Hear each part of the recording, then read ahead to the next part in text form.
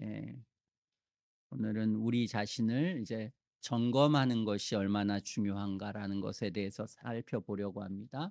자신이 구원받았는지 믿음이 있는지 없는지를 이제 시험하고 오늘 본문에 보면 확증하라고 그랬습니다. 오늘 그것에 대해서 같이 생각해 보려고 합니다. 무기력하고 무감각한 상태에 있는 사람들이 있습니다. 신앙에 대해서 이렇게 무기력한 사람들이 있어요. 하나님의 영광을 알고자 하는 열망도 없고 그리스도를 닮고자 하는 열정도 없습니다. 말씀을 읽고 감동을 받는 일도 없고 열정적으로 기도도 되지 않습니다. 그들의 삶은 세상 사람과 다르지 않고 거룩함이 없습니다. 그들은 영적으로 죽어 있는 것인데요. 그들의 영혼은 지옥에 매달려 있고 하나님의 진노 아래 있습니다. 근데 그런데도 불구하고 무감각하고 태평합니다. 심각성을 깊이 느끼지도 못하고 거기로부터 빠져나오려고도 하지 않아요. 이러한 사람들을 교회 안에서 저는 많이 보았습니다. 하나님의 진노도 하나님의 사랑도 그 영혼을 전혀 움직이지를 못합니다. 그 마음이 바위보다 더 단단해요. 어떻게 할지 모르겠습니다. 방법이 없어요. 음, 성경에 가끔 그런 사람들이 있는데요. 그런 사람들은 하나님께서 선택한 사람들에게는 큰 고난과 고통을 주시기도 하고 또는 때때로는 그런 교리도 있습니다. 그냥 죄악에 노출시켜서 자기가 누구인지 알게 만들고 주님 앞에 돌아오게 하는 그런 경우도 있습니다. 어쨌든 이렇게 무감각한 것, 이렇게 무감각한 사람들은 내 영혼이 죽어 있구나, 난 지옥에 가는구나 생각해야 합니다. 그리고 이렇게 두려움도 없다는 것은 참 너무나 비참한 상태라고 생각을 해야 합니다. 왜 그렇게 무감각하고 안일한 가운데 사람들이 있는가? 오늘날에는 또 계속 기독교 역사도 그랬지만요. 거짓된 진리 때문에 그렇습니다. 구원파와 같은 것이 그렇습니다. 내가 예수 믿으면 아무렇게나 살아도 결국 구원받는다. 내가 죄 짓는 거는 내 육체가 짓는 거지 영혼이 짓는 게 아니기 때문에 관계없다. 이런 생각을 가진 사람들이나 또는 쉬운 믿음을 가지고 있는 율법 폐기주의자들 이런 사람들은 에, 자기가 위험 가운데 있지만 자기를 모르는 거예요. 믿음이라는 개념이 달라서 그렇습니다. 내가 주님 영접했고 내가 구원받은 사람이라고 착각하기 때문에 이들은 삶의 무기력함이 있고 죄악 가운데 있어도 경고가 별로 없고 두려움이 없습니다. 또 두 번째로 어떤 사람은 자신의 비참한 상태를 보지 못하고 알지 못해서 무감각합니다. 같은 내용이긴 하지만요. 내가 그렇게 지옥에 갈 사람인지 내가 그렇게 비참한 가운데 있는지 잘 몰라요. 왜냐하면 사람이 그렇습니다. 사람이 자기를 어, 기만하고 속이는 게 인간의 모습이기 때문에 그렇습니다. 오늘도 우리가 이제 다 지금 계엄 때문에 이렇게 선고가 내려지는데요. 그 누구도 이게 마땅하고 내가 이 선고를 받아야 되지 이런 사람 없습니다. 난 선한 사람이고 의로운 사람이고 괜찮은 사람인데 왜 나를 이렇게 취급하는 거야? 다 그렇게 자기가 자기 자신을 속입니다. 그래서 계시록 3장에 보면 라우디게아 교회가 있었는데요. 이 교회에 주님은 말씀하시기를 내가 내 행위를 아는데 너가 차지도 않고 더웁지도 않다. 미지근하다 그냥. 이 미지근한 상태.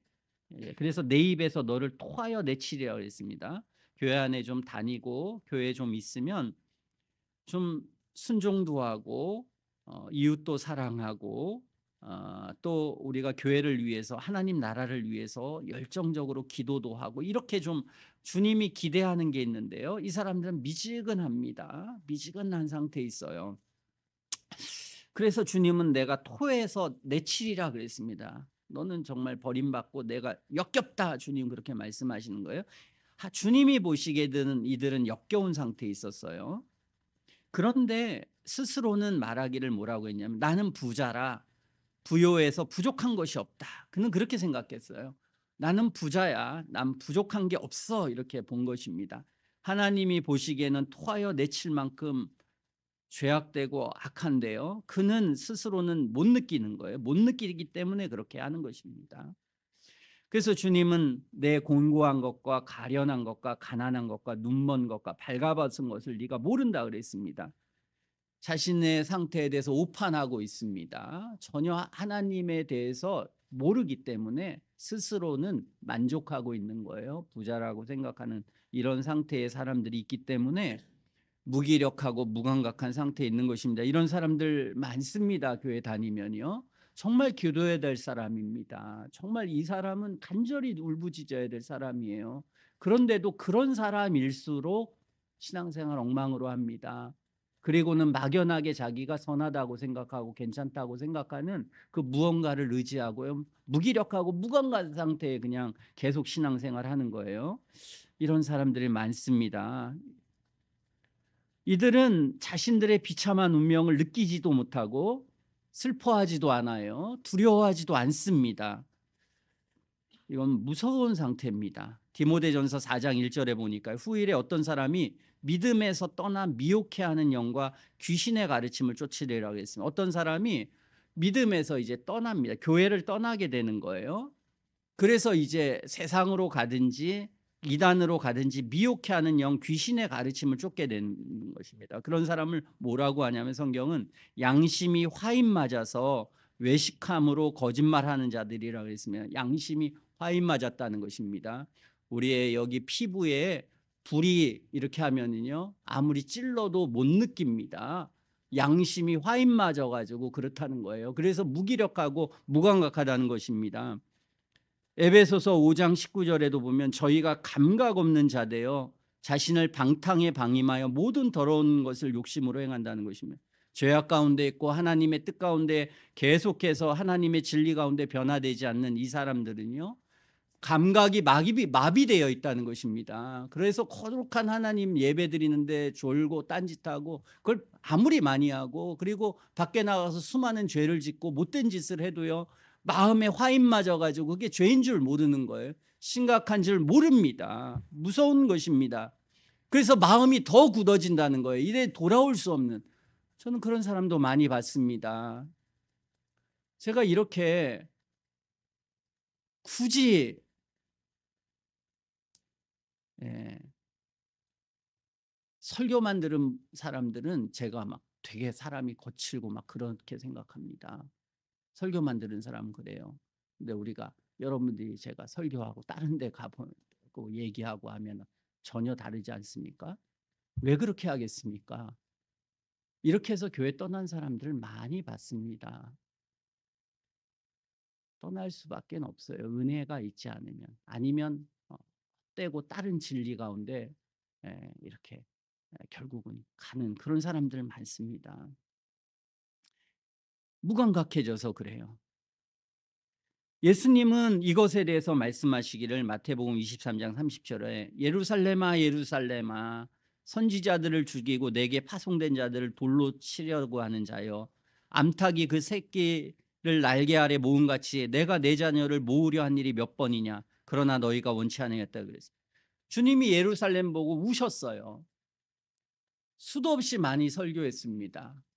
그들을 천국으로 이끌고 거룩한 사람이 되게 하기 위하고 참 하나님의 사람이 되기 위해서 수도 없이 눈물 뿌려 기도하시고 그리고 수도 없이 설교하셨는데 이들은 회개하지 않고 돌이키지 않고 완악한 사람들이 되었습니다.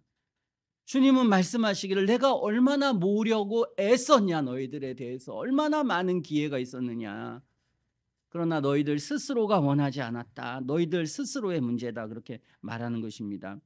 그래서 이 예수님은 이 말씀을 계속 전하고 반복해서 전하다가 이 영혼이 변화되지 않은 사람들은 거꾸로 이제 이 예수님을 향해서 분노한 것입니다. 이것을 전하는 사람에게 대해서 나중에는 분노해요. 이 진리에 대한 굉장히 반감을 갖습니다. 그래서 많은 교회를 핍박했던 역사적으로 수많은 사람들은 전부 다 교회 안에 있는 사람들이었어요. 자유주의자들 하나님의 진리를 왜곡한 사람들 전부 다 교회 안에 있었던 목사 아들이었습니다. 목사 자녀들이 나쁜 신학자가 되었어요. 그러므로 참 우리는 이것이 무서운 거라고 생각해야 하는 것입니다. 목사라고 해서, 장로라고 해서, 집사라고 해서 교회 오래 다녔다고 하나님의 사람들이 되는 게 아닙니다. 그런데 막연한 그런 안정감 가운데 있다가 더 나쁘고 악한 사람들이 많아요.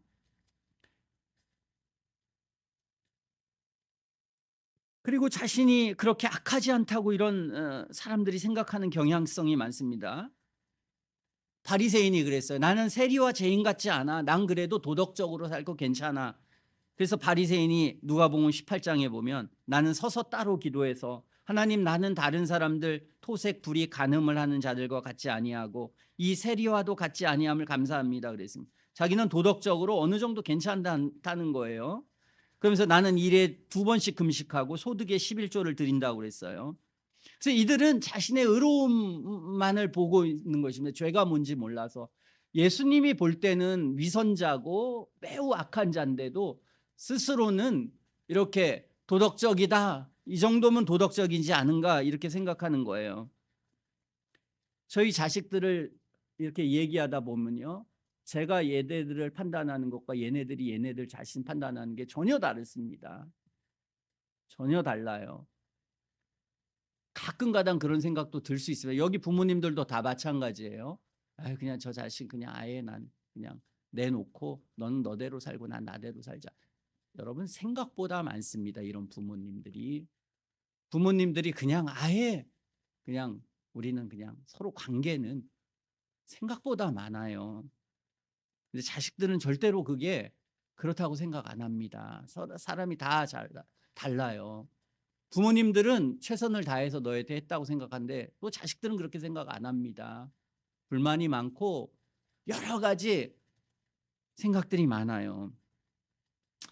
마가복음 6장 20절에 보면 헤롯이라고 있는 이 악인이 이 세례 요한을 의롭고 거룩한 사람으로 알아봤어요. 다 이 죄인들도 예수님을 거룩한 사람이고 의로운 분인 줄 다 알았어요. 마찬가지로 헤롯이 그렇게 압니다. 그래서 두려워하고 보호했습니다. 그리고 그가 설교했을 때 크게 번민했어요. 그러면서 달게 들었어요. 그러나 나중에 이 헤롯을 죽입니다. 그러니까 자신이 이런 말씀을 달게 듣는다고 해서, 그리고 어떤 의롭지 않은 걸 잘 안다고 해서 자기가 교회 안에서 이런 지식이 많고 그렇다고 해서 자신이 구원받은 사람이라고 착각하는 경우가 많다는 것입니다. 이렇게 자기 자신에 대해서 오판하는 경우가 많습니다. 또는 다 어차피 성경의 진리를 자기 나름대로 왜곡하는 것입니다. 다 태어나면서 죄인이라고 성경 말했잖아. 그리고 하나님의 은혜가 없으면은 어차피 안 변한다고 하잖아. 그러니까 어쩔 수 없어. 세상의 죄인들 물어보면요, 다 원인이 있습니다. 다 물어보면요, 어렸을 때 자기가 부모한테 이런 상처를 받았어, 사회에 이런 상처를 받았어, 다 그렇게 변명합니다. 어느 누구도. 그 변명하다가 어디까지 가는 거예요? 태어나게 한 부모 때문에 문제가 돼 여기까지 가는 것입니다. 그들은 인간의 본성의 타락을 자신의 게으름과 제약의 변명으로 사용해요. 저희 부모님 예수님 안 믿었습니다. 저희 부모님은 전 자식을 버렸습니다. 그렇다고 다 자식이 다 그렇게 악하게 살고 똑같이 살고 그러지 않습니다. 선한 부모님 밑에 악한 자식이 나올 수도 있고 악한 부모님 아래 선한 자식이 나올 수가 있어요. 자기 자신의 문제입니다. 자기 자신의 책임이에요.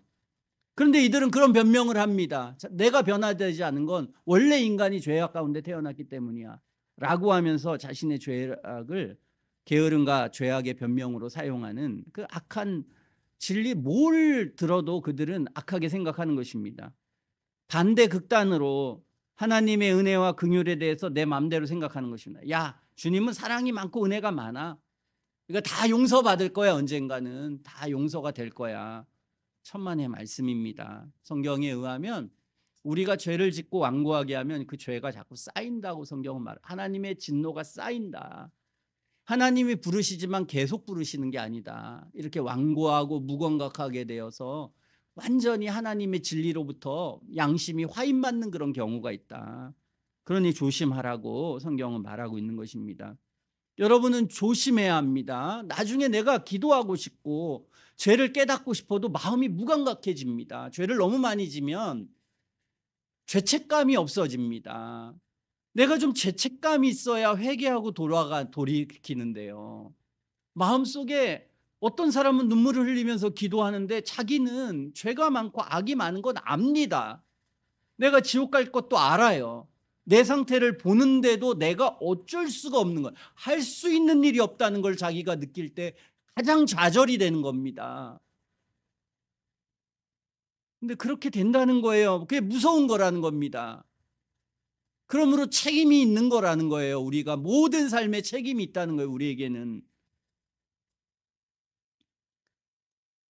하나님의 심판의 지연 때문에 무감각해져 있는 사람이 있습니다. 베드로 후서에 보면 그 당시에도 이런 사람이 있어요.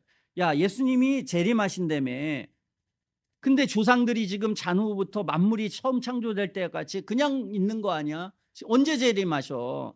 이러면서 하나님의 심판이 지연되는 것 때문에 강팍해져 있고 무감각해져 있는 그런 사람들이 있습니다. 세상은 점점 악해지고 주님이 재림하실 것입니다. 세상이 망해가는 거 보잖아요. 그렇죠? 얼마나 세상이 더 악해져 있는 걸 알지 않습니까? 지금 사람들이 만들어내는 AI든지 원자탄이든지 그리고 대통령이든지 서로 얼마나 더 이기적이 되는지 점점 세상이 더 악해지는 끝으로 가고 있다는 것을 우리는 보게 되는 것입니다. 이 세상이 망하는 게 자원이 없어서 망할까요? 세상에 자원이 부족하고 또는 태양이 어디 무너질 것 같아서 우주가 와해돼서 망할까요? 아닙니다. 인간이 악해서 망합니다. 자원이 너무나 풍부하고 하나님이 이 주신 모든 세계는 너무 완벽해요. 완전합니다. 타락해도 그렇습니다. 근데 인간이 못돼서 스스로가 이 하나님의 어마어마한 세계를 지옥으로 지금 만들어 가고 있는 과정이 있습니다. 또 사람들은 야, 봐, 무신론자가 얼마나 많은데 내 주변에 예수 믿는 사람 하나도 없어. 교회 다니는 사람 하나도 없어. 다 살인자가, 매일 살인자가 나오고 TV에 부모를 때리고 자식을 굶겨 죽인 사람이 많다고 해서, 그래서 내가 굶겨 죽이고 살인하고 간음하고 악하게 사는 게 죄가 안 됩니까? 아무리 많은 사람이 죄인이 있어도 죄는 죄예요. 악은 악입니다. 그러나 이 사람들은 그걸 핑계로 되는 것입니다. 지금 이 시대에 봐, 내 책임 아니야. 너무 믿는 사람 하나도 없잖아. 그렇다고 해서 모두가 다 범죄한다고 해서 그래, 하나님 모두가 범죄하니까 넌 봐줄게, 그럴 것 같습니까? 착각하는 거예요.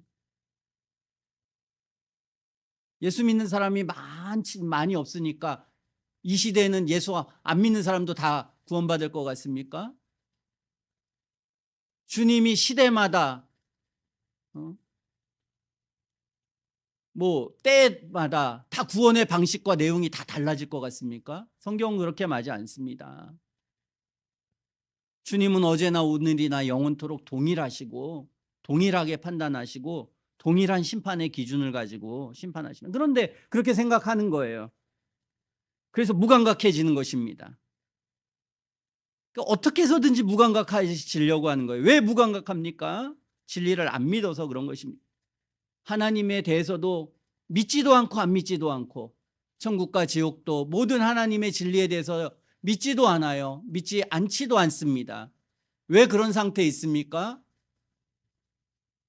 마음의 악함 때문에 그런 것입니다. 마음의 악함 때문에 하나님의 진리가 어떤 사람은 선하게 받아들이고 고민하고 생각해서 하나님이 빛을 주셔서 진리 가운데 갑니다. 그러나 어떤 사람 악해서 계속 세상의 죄악과 하고 싶은 대로 살고 싶어 가지고 이 진리를 계속 거부한 것입니다. 왜 진리를 거부합니까? 자기 멋대로 살고 싶어서 진리를 거부하는 게 가장 큰 원인입니다. 마음속에 있는 이 죄와 욕망이, 그렇지 않습니까? 여러분 어렸을 때나 몬 때나 얼마나 많이 기회가 주어졌지만 다 뭐 했습니까? 그 말씀대로 순종했어요? 따라갔습니까? 얼마큼 그런 적이 있어요. 전부 다 지 멋대로 살고 싶어서 한 번도 제대로 주님 앞에 따라가 본 적이 없습니다. 하나님의 진리를 듣고 따라간 사람들은 변화돼서 하나님의 사람들이 됐습니다. 그러나 자기 멋대로 살고 싶어서, 이 죄를 계속 유지하고 싶어서, 이 아까운 데 계속 가고 싶어서, 이 모든 것들 때문에 구원에 이르지 못하고 하나님의 은혜에 이르지 못하게 되는 것입니다. 제가 말한 이 모든 것에서 어떻게 해서든지 벗어나야 되는 것입니다. 내가 지금 이런 상태에 있다. 이게 보통 그냥 괜찮은 상태가 아닙니다. 그냥 이대로 죽는 것입니다. 기회가 있는 게 아니라 기회가 점점 없어지고 있습니다. 같이 신앙생활하고 제가 얼마나 열심히 하는지 말씀드렸죠.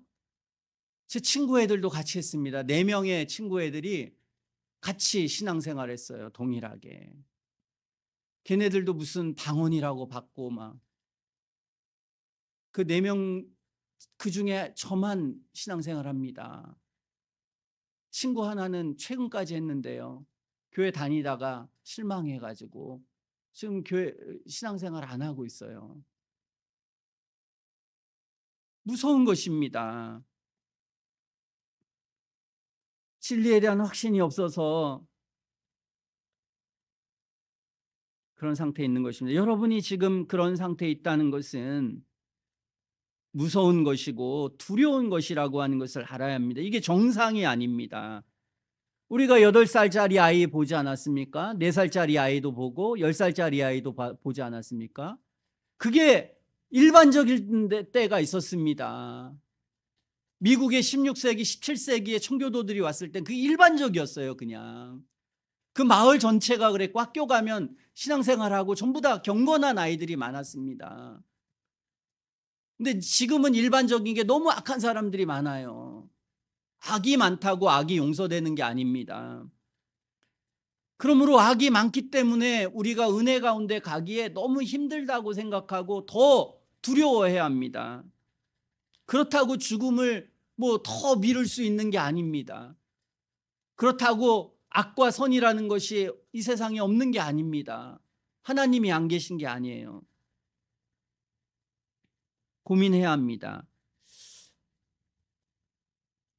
이러한 모든 상태에 대해서 과거의 모든 경건한 목회자들은 이 자기 점검을 해야 된다 그랬습니다. 이 개혁파 개혁파 정통주의라고 하는데요. 종교개혁 이후에 이렇게 신학을 잘 세워간 사람들이 있습니다. 그런 사람 중에 마스트리트라고 하는 아주 유명한 사람들, 훌륭한 사람들이 있습니다. 그 당시에 아주 훌륭한 목회자들이 많아요. 뭐 푸치우스라는 사람도 그렇고 막 이런 사람들은 전부 다 성경을 뭐 전체적으로 다 외울 정도로, 그리고 우리가 그런 책들을 읽어보면 생각하는 게 다릅니다. 경건함이 다르고 생각하는 게 달라요. 치밀합니다. 자신의 모든 삶에 대해서, 자신의 모든 어떤 생각하는 거나 모든 것에 대해서 굉장히 치밀해요. 오류를 범하지 않으려고 굉장히 노력하고 애씁니다. 요즘 사람이 쓰는 책과는 너무 달라요. 그래서 경건한 사람들의 그런 어떤 영혼의 깊이, 영혼을 생각하는 것, 삶을 생각하는 방식과 내용이 다릅니다. 이런 사람들이 달라요. 이 사람은 이제 자신의 상태에 대해서 조사해야 된다 이러면서 이 조사가 불신자나 위선자들의 구원을 향한 첫걸음이다 그랬어요. 어떤 사람이 구원을 받는 첫걸음은 뭐냐? 자기를 조사해서 내가 구원받았는지 구원받지 않았는지를 명확하게 알아야 된다는 겁니다. 이걸 모르는 거면 멍하니 그냥 어떻게 구원받을, 이게 다 불신자들의 상태라는 거예요. 구원받을 사람은 내가 구원 못 받았구나는 걸 알고 은혜 안에 간다는 겁니다. 근데 위선자들은 내가 부요해, 내가 괜찮아, 내가 이런 일들을 하고 있어, 이런다는 거예요. 그러니까 내 상태에 대해서 객관적으로 성경을 따라서 우리가 자기를 조사하고 점검해야 된다. 이게 자기 점검이에요. 정신 차리자. 정신 차리고, 예, 다 깨서, 아니면 다 일어나야 돼 지금. 자, 이런 일에 이분은 미혹되기가 쉽다 이렇게 했어요. 사람들이 미혹된다는 거예요. 이 자기 조사를 제대로 못한다는 거예요. 아예 그냥 대놓고 죄악 가운데 사는 사람들, 이런 사람들은 자기를 죄인이라고 알아서 괜찮다는 거예요. 우리가 신약 성경 보면 이상하지 않습니까? 창녀나 세리, 이런 사람들이 구원받아요. 근데 신앙생활 잘한 사람이 구원받지 못해요. 이상하잖아요. 왜 그러냐면 그렇게 죄악 가운데 사는 사람들은 자기가 죄인이라는 걸 안다는 거예요. 근데 목사 아들, 그리고 교회에 열심히 다닌 사람들은요, 자기가 목사이기 때문에 구원받는다고 생각하는 거예요. 제가 교회 오래, 그런데 보면요, 창녀 죄인보다 더 못된 목사들 많잖아요. 우리가 TV 보면 정말 이게 뭐 이런 자기가 그런 죄악을 짓는 사람들은 그냥 그렇지 않습니까? 먹고 살기 위해서 어쩔 수 없이 그냥 어느 정도 이해가 되잖아요. 창녀가 나쁩니까? 창녀를 찾아가는 사람이 더 나쁩니까? 누가 더 나빠요? 창녀를 찾아가는 인간은 나쁘다고 생각 안 해요, 크게. 그리고 창녀한테 손가락질합니다. 그게 사람이에요, 그게 인간이에요.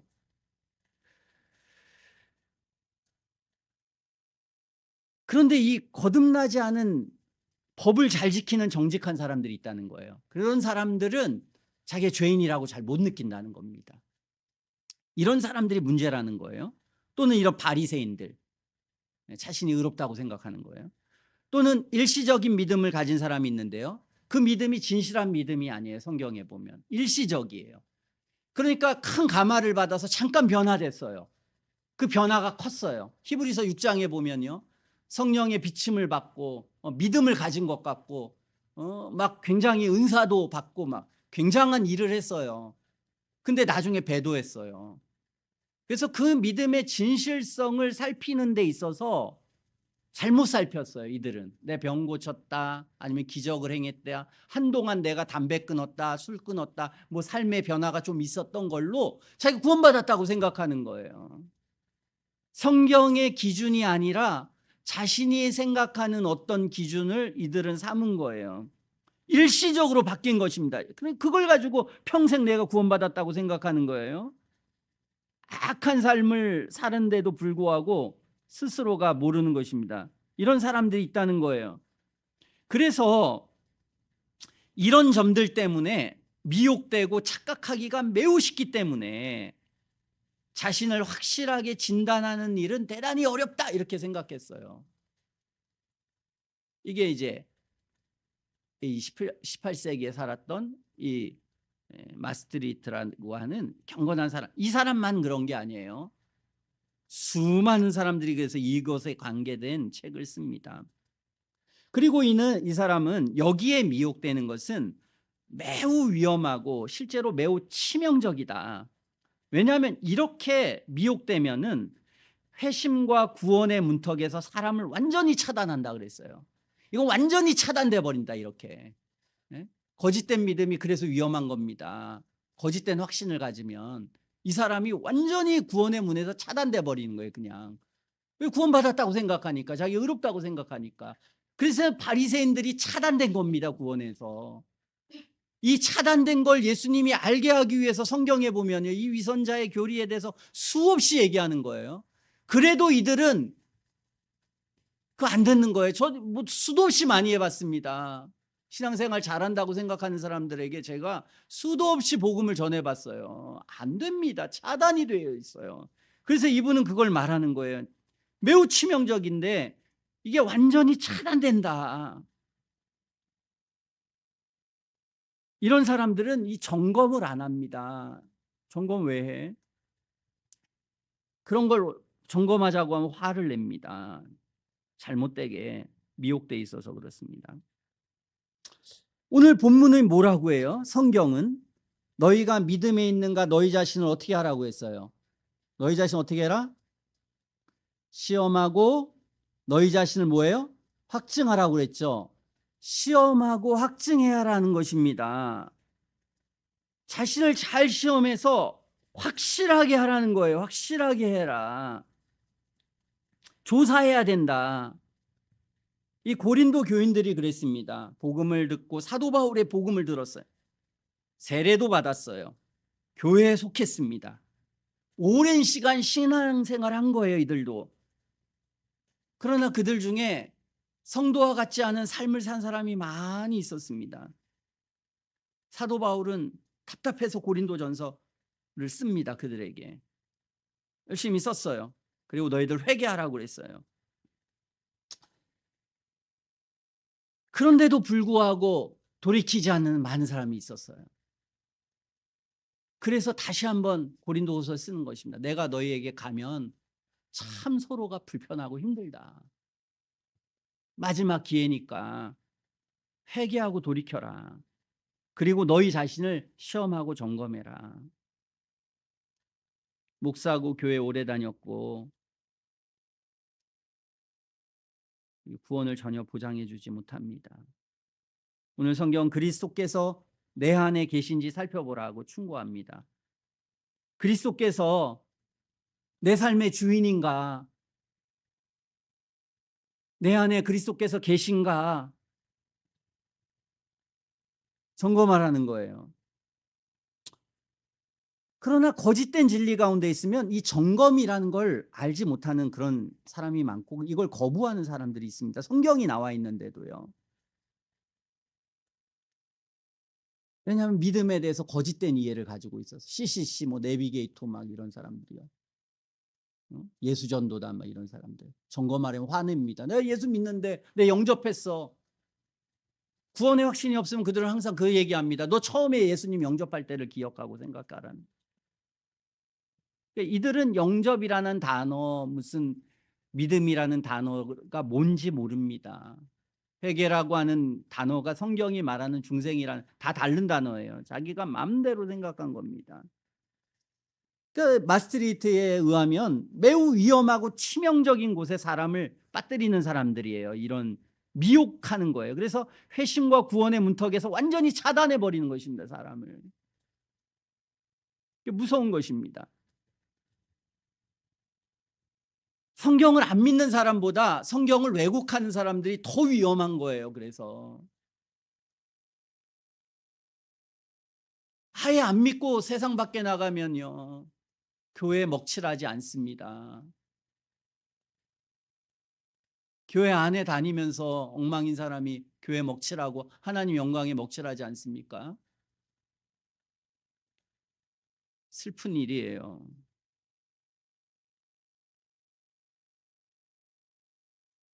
실상은 그런 정도로 죄악 가운데 있으면 그냥 교회에서 내보내도 좋습니다.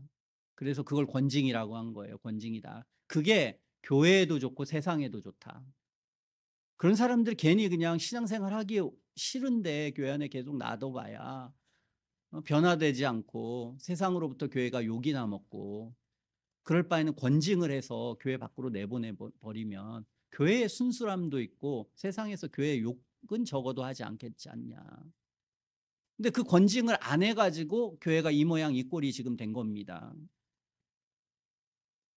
엉망으로 생각하는 거예요.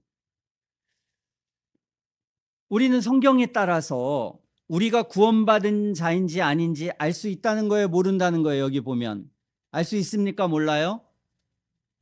알 수 있어요? 몰라요? 알 수 있어요? 그러면 알 수 있어?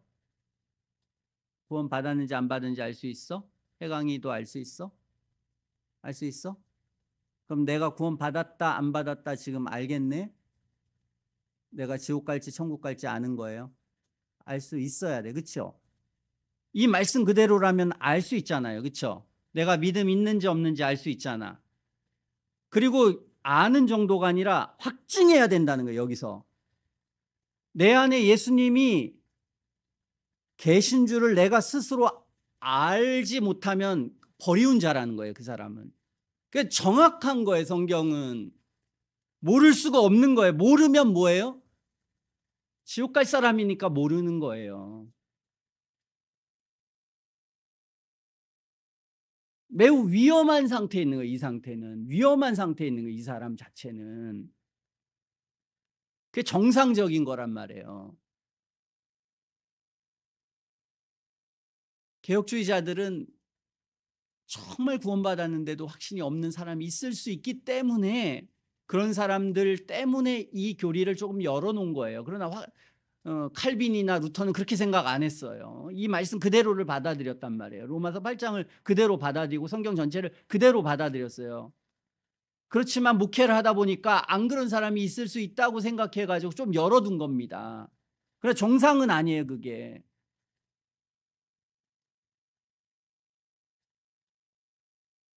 요한 1서가 그것 때문에 쓰여졌습니다. 요한 1서에 보면 믿는다고 했는데 진리를 떠났어요. 그리고 자기가 옳다고 하는 둘로 교회가 쪽 짜게졌습니다. 그래서 참된 진리 안에 있는 사람의 특성이 뭔지 거기서 이렇게 잘 이야기하고 있어요. 그러니까 이렇게 점검을 하는 걸 반대하는 사람들은 그냥 불신자보다 더 악하다고 생각하면 됩니다. 그냥 더 악한 거예요. 그거는. 예수님이 마태복음 7장에 뭐라고 했어요? 좁은 문으로 들어가라. 멸망으로 는 크고 그 문이 크고 넓어서 그리로 들어가는 자가 뭐라고 했어요? 많다고 했습니다. 근데 주님의 구원의 문과 길은 뭐예요? 찾는 자도 적다고 그랬어요. 구원받은 사람이 많다 적다? 많다 적다? 많아요 적어요? 적다는 겁니다.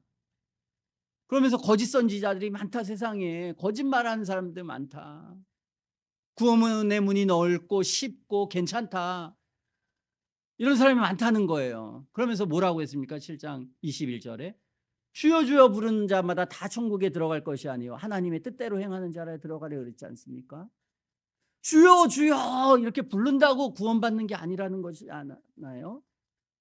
주의 이름으로 선지자 노릇했습니다. 목사였어요. 선교사였습니다. 능력도 행했어요. 신비로운 체험도 했고 병도 고쳤습니다. 근데 불법을 행하는 자들아 내게서 떠나가라. 근데 다 불법을 행한 거예요. 이들은 죄를 짓고 하고 싶은 대로 했지 지 욕망을 따라서 한 거지 하나님의 말씀에 순종한 게 아니에요. 거룩하고 의롭고 순수한 게 아닙니다. 자기 배나 부르려고 자기 욕망이나 키우려고 한 거지 불법을 행한 수많은 불법을 행하면서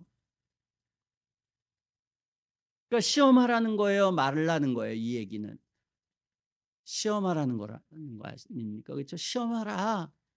자기를 돌아보라 그 말입니다. 그리고 이런 일에 미혹당하고 실수하지 않도록 예전에 경건한 목회자들은 다 이런 책을 썼습니다. 설교할 때 다 이래요. 칼빈의 설교를 읽어보면 설교마다 얘기합니다. 설교마다 참 성도가 누군지 위선자가 누군지 모든 설교에 그 내용이 있어요. 에드워드 같은 설교나 그 청교도의 설교 보면 아예 나눕니다. 설교가 불신자의 특징, 성도의 특징, 불신자는 어떻게 해야 되고 성도는 이럴 때 어떻게 해야 되고 이렇게 나눠서 설교를 많이 합니다. 그리고 수많은 책을 썼어요. 여기 우리가 아는 뭐 조세 멀라인의 천국의 초대, 뭐 매튜 미드의 뭐 에드워드의 신앙 감정론 이런 책을 썼습니다. 왜 썼겠습니까? 그들은 구원이 중요하기 때문에 또 성경이 그걸 가르쳐주고 있기 때문에 정말 한 사람이 구원받는 게 얼마나 큰 것인지 그리고 어떤 사람을 내가 구원 못 받게 하면 목회자의 책임이기 때문에 자기가 책임져야 되니까 의사가 잘못 진단하면 되겠습니까? 있는 그대로 진단하고 올바로 진단해야죠. 그러니까 그 진단에서 실수하지 않기 위해서, 더 엄밀하기 위해서, 경건한 사람일수록 뭐 가장 위대하게 잘 쓴 게 에드워드 그 12가지 표지 읽으면요, 정말 웬만한 모든 거짓된 것과 진실한 것에 대해서 그만큼 자세히 쓴 사람이 몇 안 됩니다. 그냥 이 사람은 성경을 뭐 이렇게 왓슨이나 뭐 몇 사람들 보면 이 사람은 너무 논리적인 게 빈약해하네, 너무 그냥 뺏겨서 썼네, 이게 느껴져요. 그런 책도 청교도들 중에 있습니다. 존 오웬의 뭐 재죽임의 교리 이런 거 보면요, 그냥 심리학적인 거지 성경적인 게 아닙니다. 에드워드는 굉장히 아주 논리적이고 실제적이고, 그 사람이 자신의 영혼 속의 은혜를 경험했을 뿐만 아니라 목회를 진실하게 했기 때문에 수많은 것들을 보게 된 것 아니겠습니까? 그러니까 상세하게 쓸 수가 있는 겁니다. 그래서 그런 걸 썼어요. 그러므로 오늘 본문에 따라서 뭘 해야 된다? 우리는 시험하고 확정해야 된다. 내 안에 그리스도께서 있는 걸 내가 스스로 모르면 지옥 가는 겁니다. 내가 알면 천국 가는 거예요. 알아야 된다. 몰라야 된다. 알아야 된다. 모호하면 뭐예요? 죽어 있는 거예요. 영혼이. 모호하다는 건 뭔가 내가 진리가 부족해 지금, 또는 경험이 부족해. 내가 진리에 대해서 지금 잘 못 알아도 그렇습니다. 번연은 구원받았는데요, 성도의 견인교리를 잘 몰랐습니다. 한 번 구원받으면 영원토록 구원받는 거거든요. 근데 그는 히브리서 6장을 보면서 야, 구원받았는데 이 은혜 체험하는데 저렇게 배도하는 사람이 있네, 이 교리를 잘못 알았어요. 그래서 자기가 배도한 사람이 아닐까 봐, 자기가 은혜를 받고 나서 함부로 하나님에 대해서 그 아주 망령된 생각을 했어요. 하나님에 대해서 이렇게 불만을 표출하는 그런 생각이 들었어요. 그러면서 잘 생각해서, 아니 내가 성도인데 어떻게 이렇게 하나님에 대해 할 수 있을까? 나는 정말 이게 너무 큰 죄야. 나는 왜 이런 마음이 들었고 왜 이런 것을 내 입 밖에 꺼냈을까? 난 지옥 가도 마땅해. 왜? 하나님을 그만큼 깊이 알았기 때문에 그래요. 구원받았는데도 불구하고 내가 그래서 1년 동안을 고민했습니다. 그래서 히브리서 6장이라고 하는 그 내용에 대한 주석이 안 됐어요. 한 번 구원받으면 영원한 구원입니다. 어떤 사람이 진실하게 회심하면 그 사람은 결코 은혜에서 떠날 수가 없어요. 어떤 사람은 은혜에서 떠났습니다. 왜 떠나는 거예요? 정말 회심하지 않아서 그랬습니다. 거짓된 회심이었기 때문에 떠나는 겁니다. 어떤 사람이 극히 타락해요. 극히 부패합니다. 왜 그렇습니까? 그 사람이 구원받지 못해서 그래요.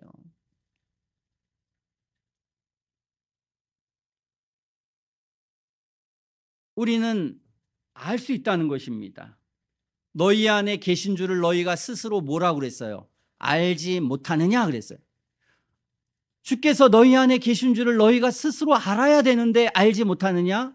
알지 못하면 뭐라고 하는 거예요? 너희가 버리운 자다 그랬어요. 성경에 버리운 자다.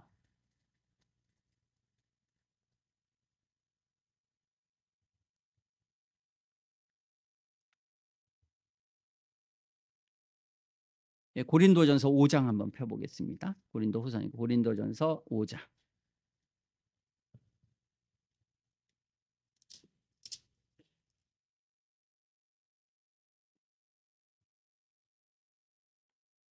6장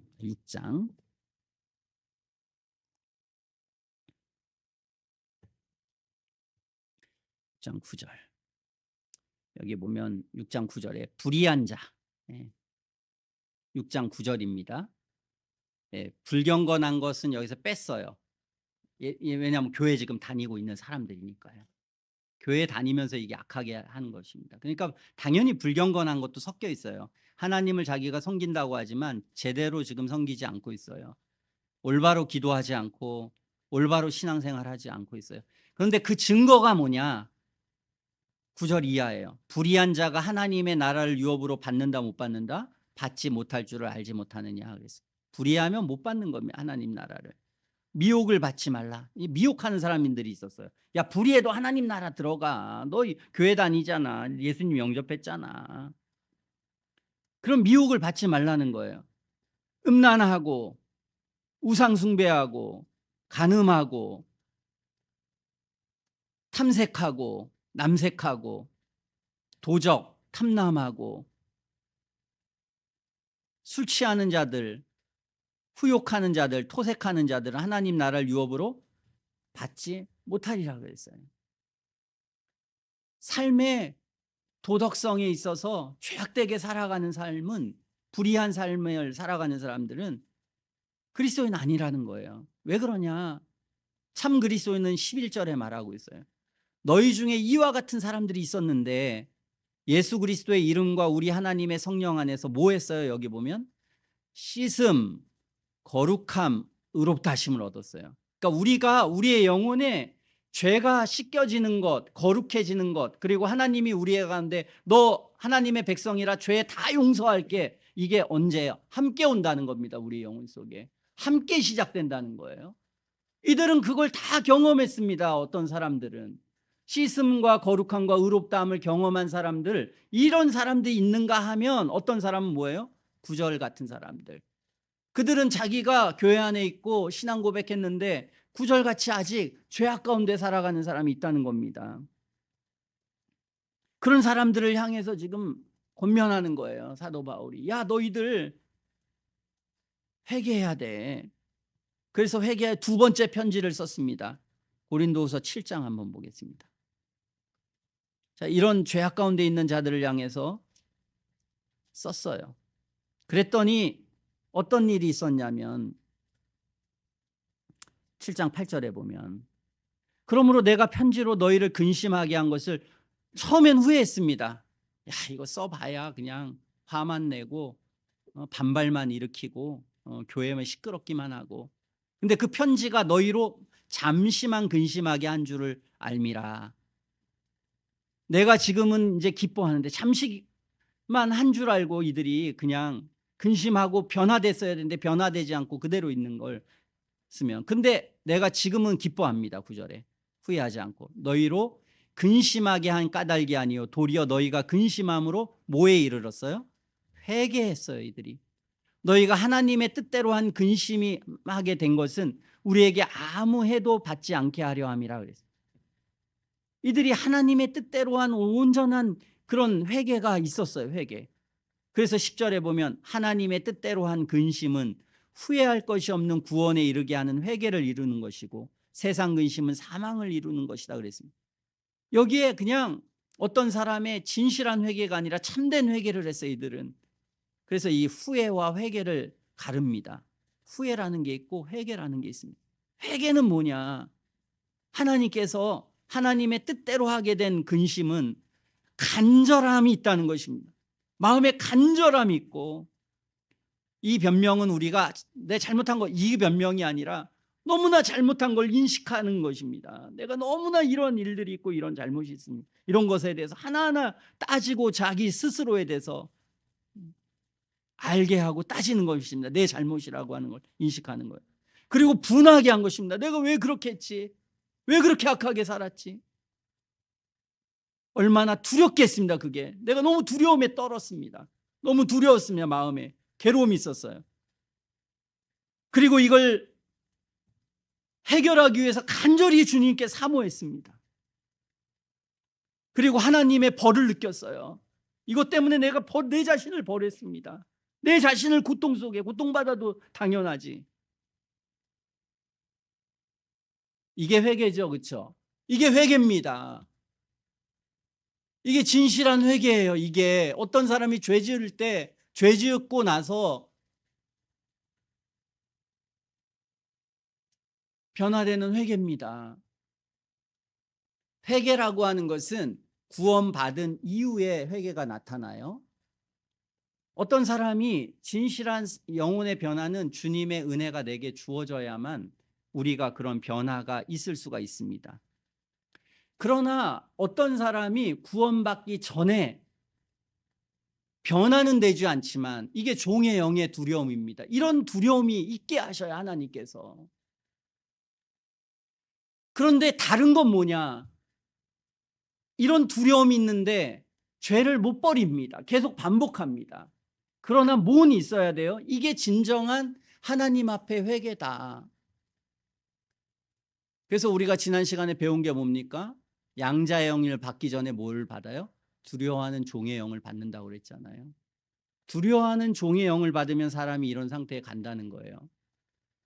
모든 청교도들, 하나님의 사람들이 왜 이걸 강조했어요? 물론 다른 사람들도 이런 마스트리트나 또는 푸치우스 이런 사람들도 강조했는데요. 청교도들은 훨씬 더 많이 강조했어요. 이거를 칼빈보다 더 많이 강조했어요. 왜 그런 차이가 있냐면, 칼빈 때는 누구랑 싸워야 돼요? 율법주의자들이랑 싸워야 됐잖아요. 로마 카톨릭이랑. 그런데 지금 한 100년이 지나고 영국 교회 같은 경우에 누구와 싸워야 돼요? 이제는 율법 폐기주의자들, 형식적인 그리스도인과 싸우는 대상이 다른 것입니다. 그러다 보니까 이들은 더 문제는 뭐냐?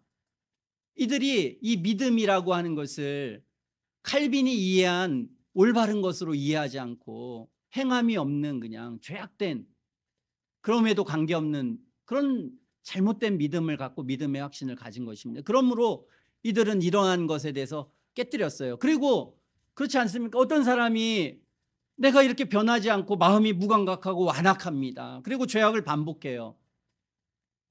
그러면 어떤 진단은 됐어요. 아, 내가 구원받지 못했어. 난 영원한 지옥의 형벌 가운데 있는 사람이야. 그런데도 무감각하게 요까지 진단이 됐어요. 그러면 어떤 해결을 줘야 될까요? 해결점이 뭡니까? 그런 사람은 해결점이 뭐예요? 해결점이 뭡니까? 오늘 이 회개를 해야 된다는 겁니다. 이 하나님 안에서 하나님의 뜻대로 하는 근심이 있어야 된다. 마음속에 이게 있어야 돼요. 여러분 마음속에 이것 때문에 마음이 괴로움이 있어야 되는 거예요. 두려움이 있어야 되는 것입니다. 하나님을 향한 사모함이 있어야 돼요. 이게 두려워하는 종의 영이에요. 그래서 이들은 이걸 심각하게 분석을 했습니다. 내가 에드워드가 목회를 열심히 하다 보니까 나중에 분석이 됐어요. 아, 이렇게 내가 구원받았다고 확신이 있는 많은 사람들이 1935년에 막 목회를 했더니 거기에 막 많은 사람들이 은혜를 받았다고 해요. 근데 얘네들이 보니까 2, 3년 후에 가니까 위선자들이 너무 많네. 막 뭐 방언도 했고 못도 했고 하나님의 은혜를 막 열정적으로 체험했다는데 죄악 가운데 살아가고 막 목회자나 교회 안에 덕이 안 되고 엉망입니다. 이런 사람들이 많은 거예요.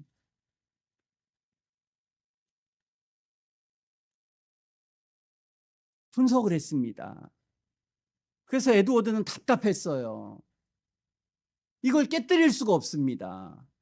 그래서 에드워드는 이 상태로 큰 은혜를 경험했지만 좋게 좋게 설교를 해요. 좋게 좋게 하나님의 사랑 모든 것을 다 풍요하게 다 설교하죠. 그러다가 1740년 정도 돼서 고린도전서 13장을 설교합니다. 그 내용은 다른 게 아니에요. 어떻게 보면 교회 안에 자기가 부흥까지 경험했는데 너희들 은혜 안에 있지 않은 사람들의 특성들을 너무 자세히 얘기하고 이 불신자에 대한 얘기들을 아주 자세히 분석하고 그리고 나서 설교하는 게 지옥 설교를 많이 합니다. 에드워드의 목표가 뭐예요? 이런 위선자들을 깨워서 이 위선자들이 두렵게 만들려고 어떻게 해서든지 이 영혼을 깨뜨리려고 하는 겁니다. 근데 안 깨져요. 안 깨진 사람들이 나중에 에드워드를 쫓아냅니다. 그러니까 이 영혼이 이렇게 강팍하고 안 깨지는 거예요. 그러면서 이가 분석을 하는 것입니다. 분석을 하면서 이 모든 목회를 한 사람들이 야, 그렇구나. 결국 문제는 뭐에 있냐면 이들은 하나님의 은혜 안에서 이렇게 외식자가 되는 원인은 뭐냐면 회심의 과정이 있지 않아서, 이것에 온전하지 않아서 이 상태에 있구나라고 해서 이것을 강조한 것입니다. 그래서 이게 회심 준비론 또는 율법의 예비 사역이라고 했어요. 자, 병든 자라야 예수님이 필요가 있다는 거예요. 오늘날 모든 대부분의 신학자들은 모릅니다. 이걸 왜? 경험이 없으니까. 목회 경험도 없고 자신의 영혼 속에도 경험이 없습니다. 그러니까 그런 주장을 하는 사람을 굉장히 극단주의자로 모르는 거예요. 심지어는 이 지금 총회 이 대한민국의 가장 보수적이고 가장 큰 교단입니다. 우리가 이 합동축이라고 해요. 총신. 이 사람들이 뭘 했냐면 예수님 믿고 신앙 고백하면 구원받은 거지. 무슨 열매가 있고, 그리고 구원을 점검하고, 그리고 구원받을 때 뭘 죄를 깨달아야 돼. 그냥 예수님 믿으면 되지. 이것과 싸웠습니다. 정말 너무 자연스러운 거예요. 모든 예전으로 그런 얘기를 하는 것 자체도 근데 교회가 이런 상태라는 거예요. 그걸 말해도 이단으로 몬 거예요. 이단으로. 많은 사람들이 쫓아가지고. 이게 성경을 공부하는 목회자들이나 이렇게 악하게 될 수 있는 것입니다. 모든 정통주의자들이 다 얘기한 거를요. 저기 무슨 대신대 교수라고 하는 지금 분당에서 목회하는 사람들 이것 가지고 맨날 싸워요. 준비론이 어디 있냐 그거요. 그거 카톨릭이다. 카톨릭이 뭔지 아무것도 모릅니다. 그런 사람들은. 신학의 체계가 없어요. 공부도 안 합니다. 막 거기 싸움꾼들 내 가지고요. 막 비인격적으로. 이렇게 무서운 인간이 죄악 가운데 있습니다. 그러니까 마음대로 이런 사람들이 설교도 못 하는 거예요, 지금. 사람들도 두려워. 게다가 잘못하면 이단이 되고 막. 이게 엉망이 되는 겁니다. 자연스러운 하나님의 사람들, 청교도들, 개혁주의 정통주의자들은 여기에 집중했습니다. 뭐에? 이 사람들이 회심하기 전에 이 죄를 느끼는 것, 죄를 어떻게 느끼느냐, 얼만큼 깊이 느끼느냐, 충분히 느끼느냐, 요게 대해서 고민을 했어요. 아주 중요한 우리가 수많은 교리는 있지만 아주 중요한 교리 중에 하나는 어떤 사람이 죄를 느꼈다. 죄를 인식했다. 그러면 어떤 사람이 정말 죄를 인식했다는 걸 어떻게 아냐? 여기에 이제 질문했어요. 어떻게 이 사람이 죄를 졌다고 자기가 죄인이라는 것을 하나님이 보시기에 합당하게 죄를 졌다는 걸 어떻게 아느냐? 이랬을 때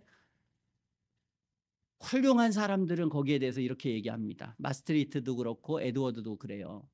그 사람들이 죄의 형벌을 받는 것을 받아들이는 거다. 내가 죄를 통해서 지옥에 간다는 것, 지옥의 형벌을 받아도 마땅하다는 것. 그게 로마서 3장 19절에 나오는 정확한 주석입니다. 그렇죠? 거기에 말하고 있잖아요. 입을 막고 하나님의 심판 아래 있게 하려 함이라. 이게 아주 성경적이에요. 근데 이 성경을 못 받아들이는 것입니다. 그러므로 우리에게 필요한 건 뭐라는 거예요? 그렇게 은혜 받지 못한 사람들은 이거 알아야 돼요. 두려움에 빠져야 됩니다.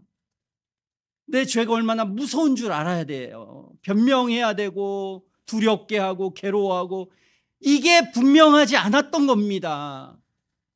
그러니까 예수님도 잘 믿지 않는 거예요. 믿음이 없는 거예요. 그냥 천국도 안 믿고 하나님도 안 믿고 성경도 안 믿는 그런 사람들은 실상은 안 믿는 겁니다. 정말은 안 믿어요. 사실은 저번 때 우리가 보는 연대식 이 사람 안 믿습니다. 그 영혼 속에.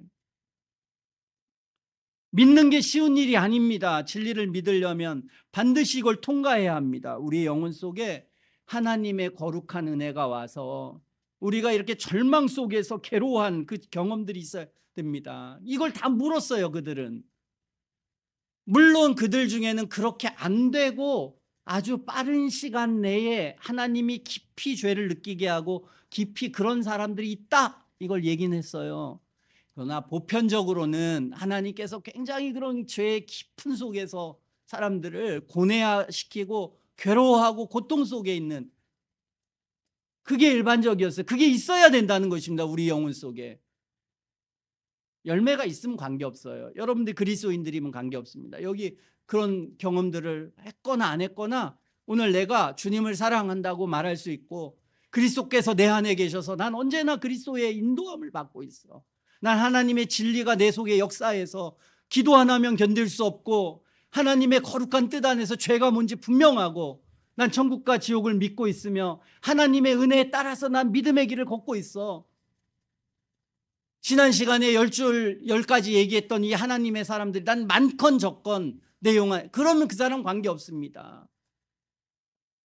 그러나 그것이 없는 사람들 영혼이 죽어 있는 거예요. 이건 분명하게 그냥 지옥 가는 겁니다. 하나님의 모든 말씀과 예수 그리스도와 사도와 모든 모세와 모든 사람이 거짓말쟁이가 아니라면